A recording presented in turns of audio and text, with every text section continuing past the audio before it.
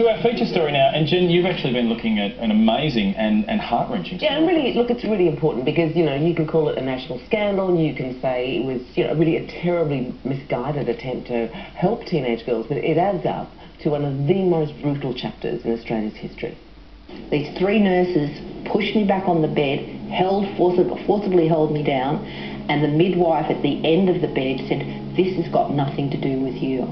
At 16, this was Christine Cole's first experience of childbirth.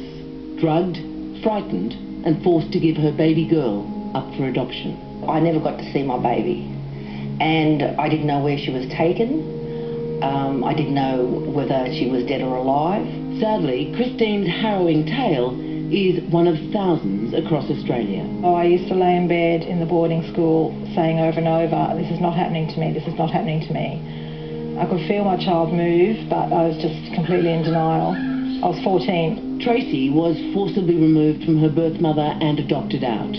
Years later, a frightened pregnant teenager, she found herself in the same situation. The birth was traumatic. I was treated like scum. It was like a rape. In the 1950s and right into the late 70s, it was common practice for hospitals, religious institutions and government agencies to coerce unmarried mothers into giving their babies up for adoption. As soon as they got into the system, they were marked sort of for adoption a long time before any consents were asked for or given. It was just assumed that that was going to be the pattern. So they were never really offered any options in that process, and that was illegal. It was 1969 when Christine fell pregnant to her boyfriend of 2 years. I had told the social worker that I was planning to get married and that I wanted to keep my baby. That didn't make any difference. I had the child welfare department worker standing over me saying basically, "Sign these papers or you can't leave." By this time, I'm drugged, traumatised, terrified, because I kept asking for my baby repeatedly, and they just kept saying, "No, you can't." Not surprisingly, most mothers suffered post-traumatic stress disorder and depression, with Australian female suicide rates the highest between 1962 and 72. Some were told that their babies had died. Some mothers described walking the streets for the whole of their lives and looking at children that would be about the right age and thinking, "I wonder if that's my child." The single mother's pension didn't exist until 1973.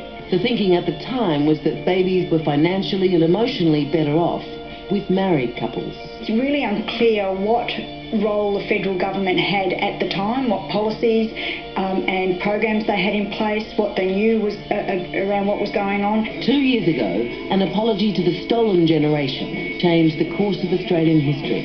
Now, for these mothers, the word sorry could mean the start of a long healing process. All I want is to be included in my family and to cry on my mother's breast, and I feel like I probably would never have that. If you've been through such an agonising experience, you need to have the people responsible to validate that by saying, yes, we did something wrong and we are deeply, deeply sorry. It's a mountain of pain there, right up to 30 years ago. To find out more about that Senate inquiry into forced adoptions, head to the info page at the 7pm Project website. That's all we've got time for tonight. MasterChef is up next, but before